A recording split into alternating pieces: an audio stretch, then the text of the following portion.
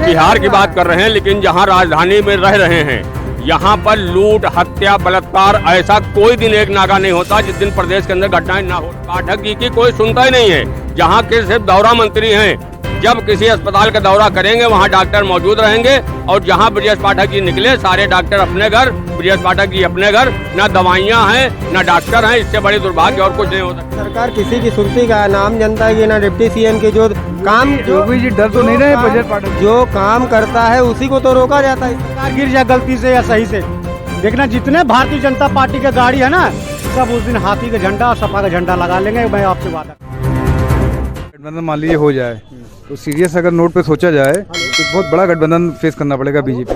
ये कुछ नहीं, गठबंधन नहीं, ठगबंधन है पूरा।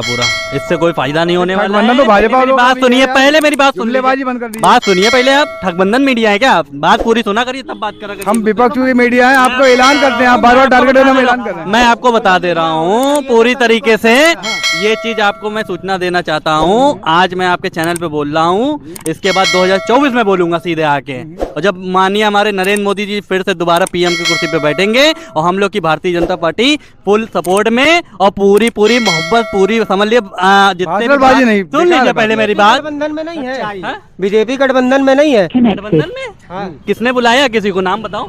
अच्छा, 39 दल है, होता है 38 दल भारतीय जनता पार्टी के गठबंधन में 38 दल हैं, आप समझ रहे हैं। और पूरे देश में छोटे छोटे दल जिन्होंने रजिस्ट्रेशन कराने के बाद में उनके पास 500 वोट नहीं है, जिन दलों के पास, वो भी एनडीए गठबंधन में नरेंद्र मोदी जी के साथ में है। देखिए सर, ये दोगलापन होता है। खुद 36 लिए घूम रहे हो, किसी ने 28 कर लिया तो यहाँ पे क्या सबको नहीं। यहाँ पे जो है हमारे माननीय प्रधानमंत्री जी जो है जाके नॉनवेज बना के नहीं खिला रहे थे गठबंधन के बुलाने के लिए, ठीक है। पहली चीज ये सुन लीजिए, बिरयानी कौन खाने का? बिरयानी, अरे इधर आओ दूंगा, बताया कौन खिला रहा है। एक मिनट आपने कहा माननीय मुख्यमंत्री वो प्रधानमंत्री जी ने नहीं वो खिलाया।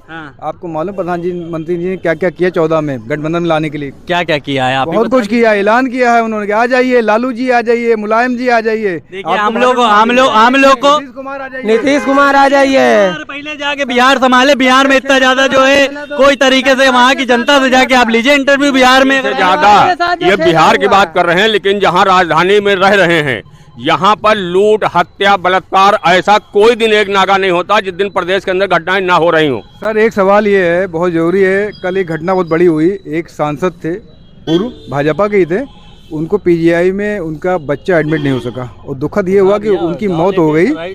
और उसमें सबसे बड़ा हैरानी की बात यह कि यहाँ के जो डिप्टी सीएम है ब्रजेश पाठक जी, उन्होंने बाकायदा फोन भी किया था और लेटर भी लिखा था। इससे पहले भी कोरोना काल में उन्होंने एम्बुलेंस के लिए कई चीज़ों के लिए लेटर लिखा, लेकिन कोई कार्रवाई नहीं हुई। तो डिप्टी सीएम की सुनी क्यों नहीं जा रही है? मैं आपको बता दूं बड़ी जिम्मेदारी से आपके चैनल पे, डिप्टी सीएम सिर्फ कुर्सी अपनी हथियाने चक्कर में है, वो अपनी उनकी कुर्सी बरकरार रहे। मरीज को एडमिट नहीं करा पा रहे तो कैसे कुर्सी? सुनिए ना, मेरी पूरी बात सुनिए। ये तो राजधानी का मामला है और ये सुर्खियों में आ गया, जो ब्रेकिंग न्यूज बन गई, तो ये पूर्व सांसद जी का बेटे का मामला था।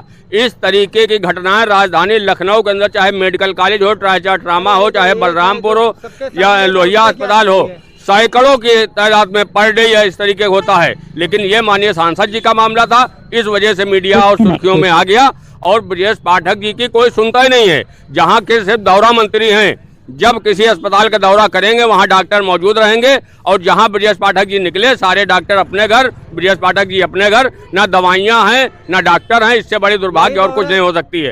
एक बात तो माननी पड़ेगी, ब्रजेश पाठक लोगों से मिलते हैं तो शायद उनके पास पीड़ित पहुंचा, वरना बहुत से लोग मिल ही नहीं पाते हैं। लेकिन सबसे बड़ा बात ये, डिप्टी सीएम होके भी उनके सुना नहीं गया। नहीं, ऐसा भी कुछ नहीं है। पहली चीज तो भाई साहब जैसे दादा हमारे बता रहे हैं, बहुत सही चीज बोल रहे हैं, इनको शायद सही से पूरी नॉलेज नहीं है। जो ये केस बता रहे हैं वो रास्ते में ही एम्बुलेंस में ही उसकी डेथ हो गई थी। बयान है।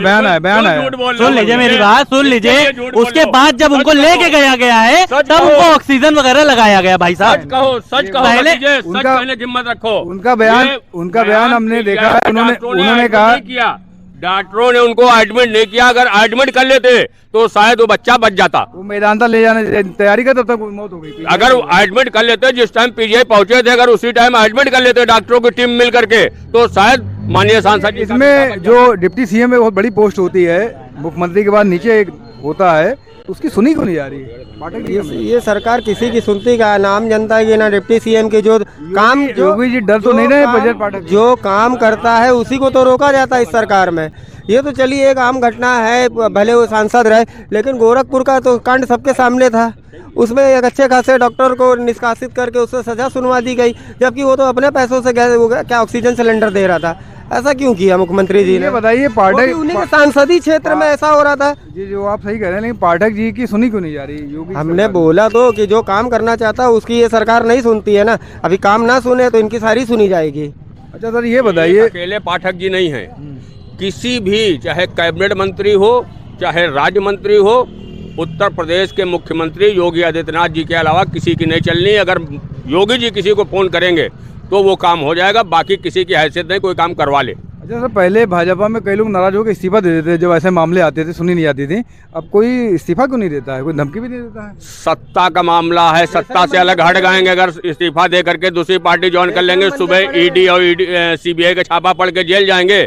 इस वजह नहीं जा रहे हैं। जिस दिन सरकार गिर जाए, जिस दिन सरकार गिर जाए गलती से या सही से, देखना जितने भारतीय जनता पार्टी के गाड़ी है ना, सब उस दिन हाथी का झंडा, सपा का झंडा लगा लेंगे। मैं आपसे वादा करता हूँ। वो तो खैर होता रहा है।